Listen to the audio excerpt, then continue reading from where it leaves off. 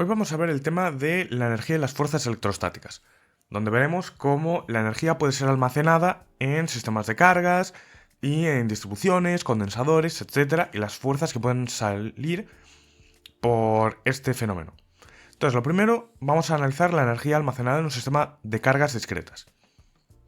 Vamos a partir de, primero, una primera carga que está en R1.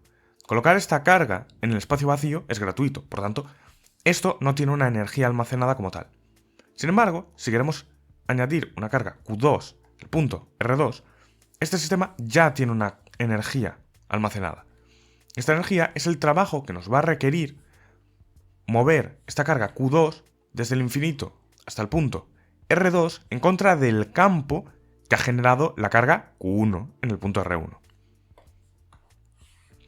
Entonces, aquí, este trabajo será el que ya hemos calculado previamente, que es 1 partido de 4pi epsilon sub 0, Q2, Q1 entre R1, 2, siendo R1, 2 la distancia entre la carga 1 y la carga 2. Y esto sabemos que es la carga 2 multiplicada por el potencial que genera la carga 1 en el punto R2.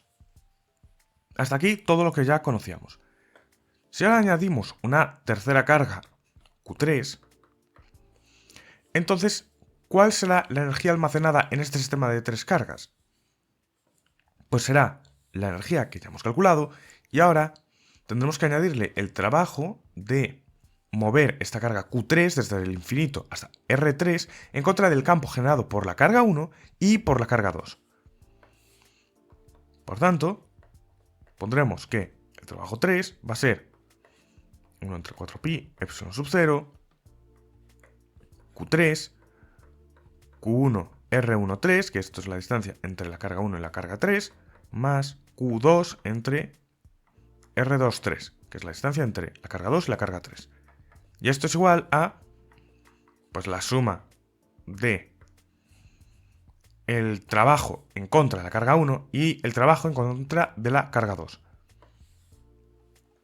Y, por tanto, el trabajo total para crear este sistema de cargas en estas posiciones va a ser W2 más W3.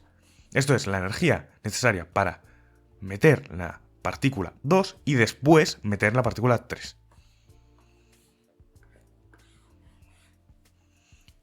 Ahora bien, de manera generalizada, lo que tendremos es que el trabajo para añadir n cargas va a ser 1 partido de 4pi epsilon sub 0, suma desde i igual a 1 hasta n, suma desde j igual a 1 con j mayor que i hasta n, q sub i, q sub j, r sub i, j.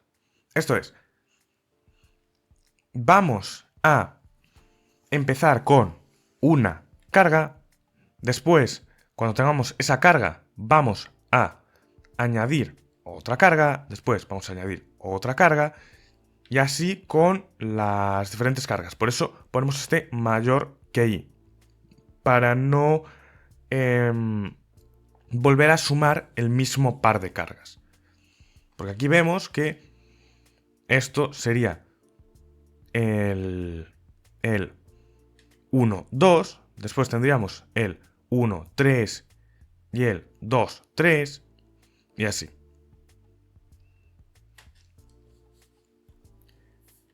Y claro, obviamente, si tenemos esto puesto de esta manera, podemos reescribirlo simplemente quitando este mayor que, porque este mayor que realmente lo hemos puesto porque cada vez vamos a luchar solamente contra la energía, solamente contra el potencial de las cargas anteriores que hemos puesto.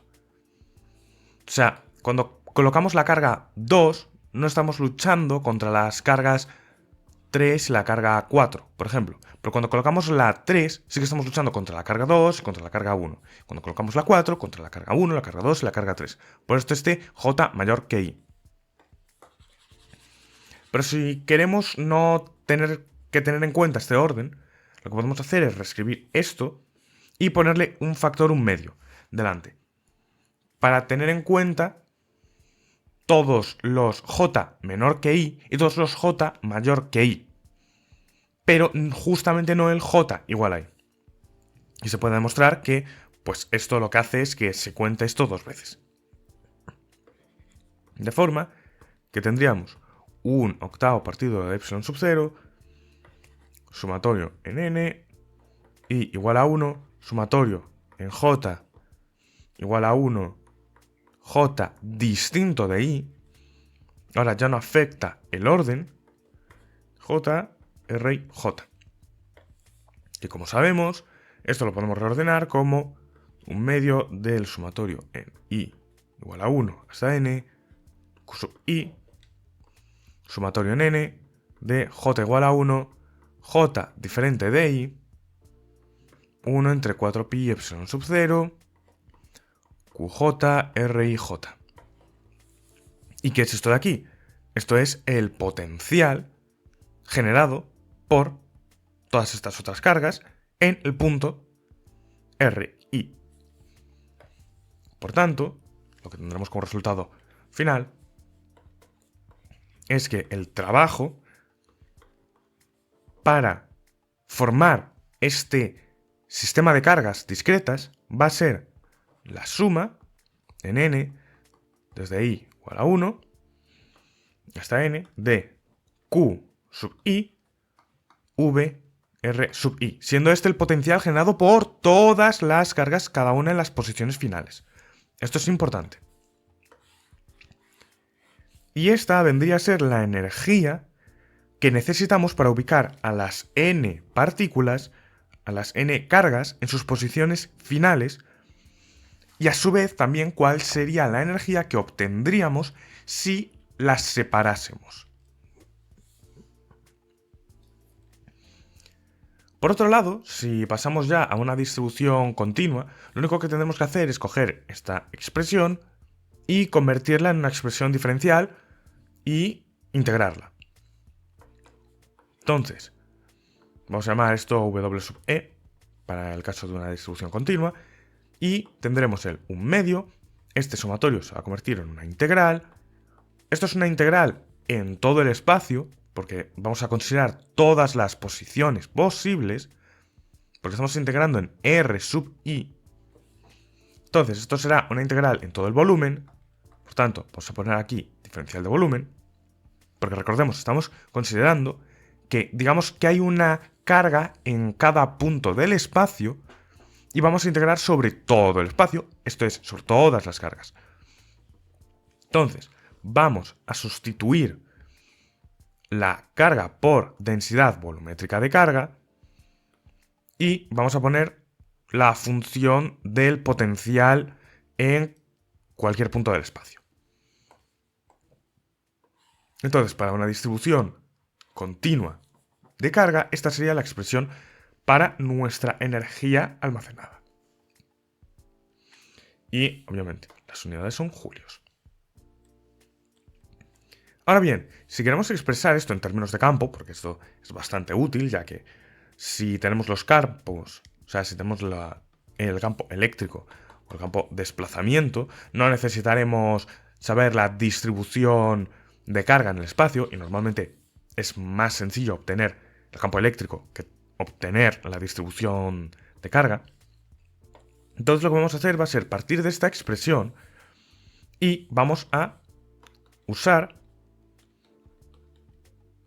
esta ley, que básicamente nos decía que la densidad volumétrica de carga era igual a la divergencia del campo de desplazamiento.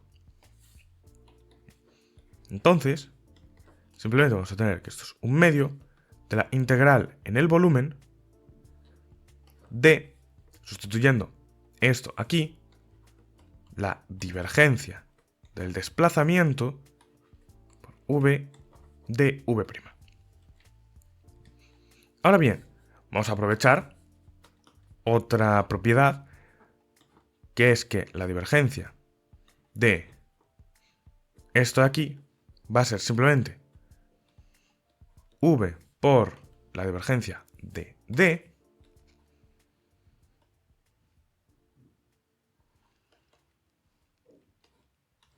vamos a poner estos paréntesis para que se vea bien, por D el gradiente de V. Entonces, si pasamos este término al otro lado, podemos sustituir esto aquí.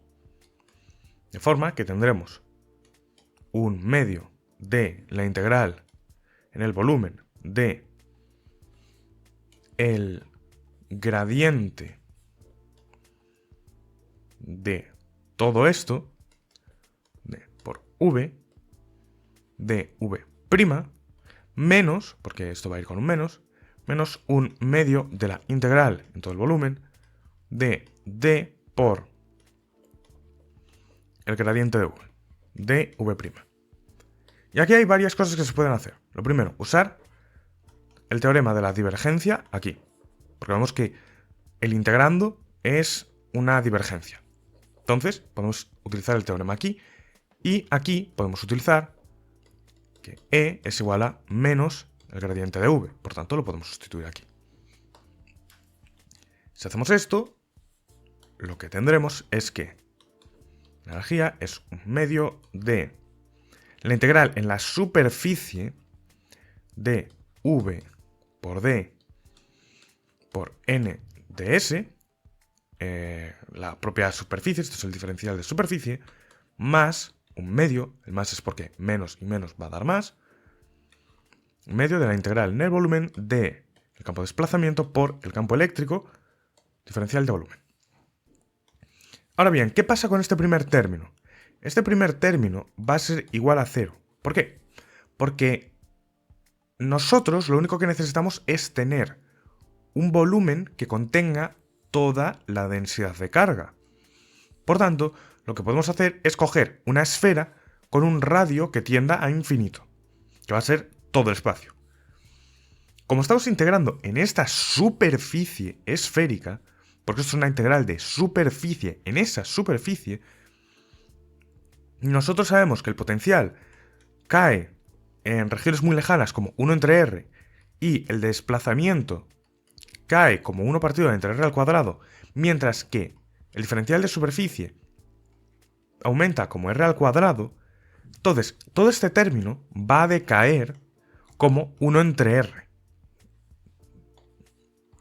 ¿Y qué significa esto?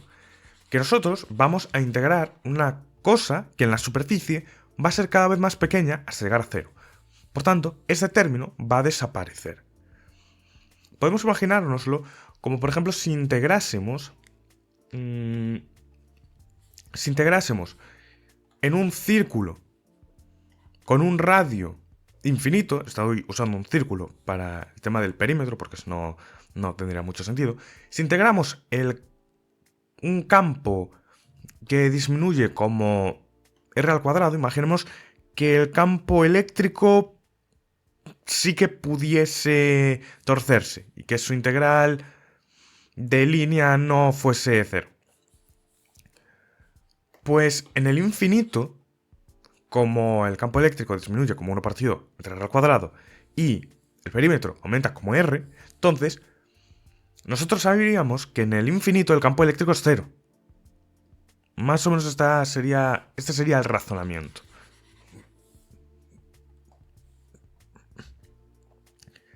Entonces, simplemente, hecho esto, tendríamos que nuestra expresión final es que la energía eléctrica es un medio de la integral en todo el espacio de el campo de desplazamiento por el campo eléctrico de V'. Que esto lo podemos expresar como una densidad de energía electrostática volumétrica. Densidad de energía electrostática.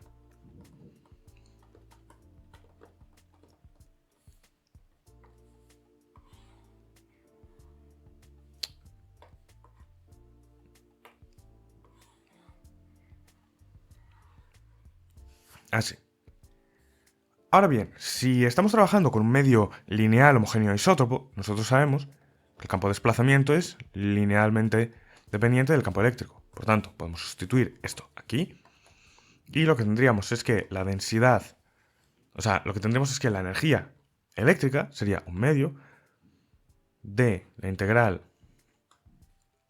en todo el espacio de epsilon, campo eléctrico al cuadrado, en el volumen. Que si nos fijamos, es una expresión muy parecida a la típica expresión de la energía cinética de un medio de masa por velocidad al cuadrado, o de la energía potencial en un muelle de un medio k por x al cuadrado.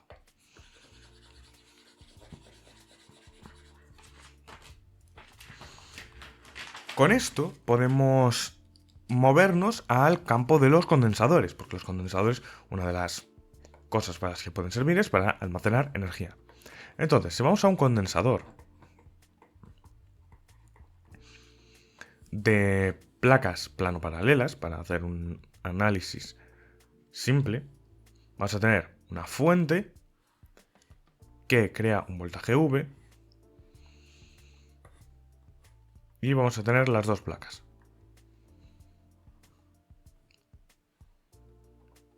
Que están dibujadas un poco mal, pero nos entendemos. Entonces, esta placa va a tener un área S, una distancia D, vamos a tener una carga más Q en esta y una carga menos Q en esta, en el medio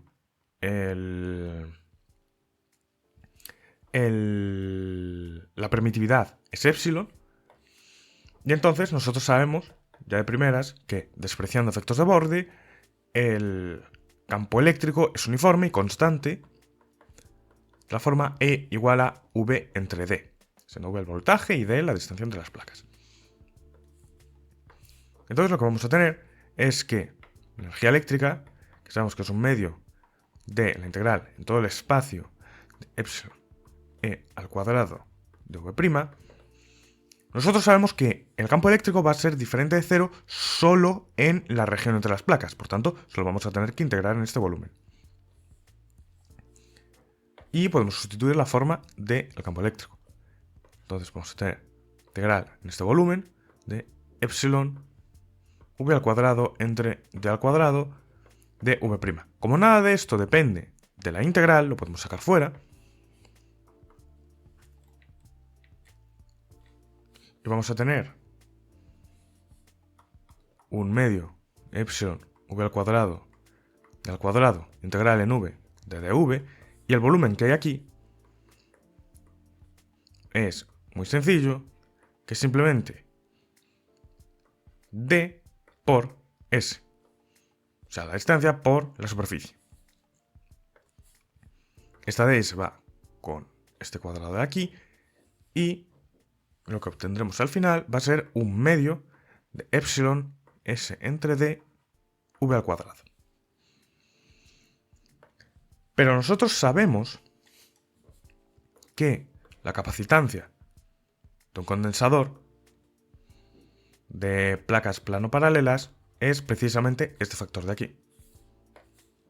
Por tanto, la energía eléctrica va a ser un medio de la capacitancia por el voltaje al cuadrado.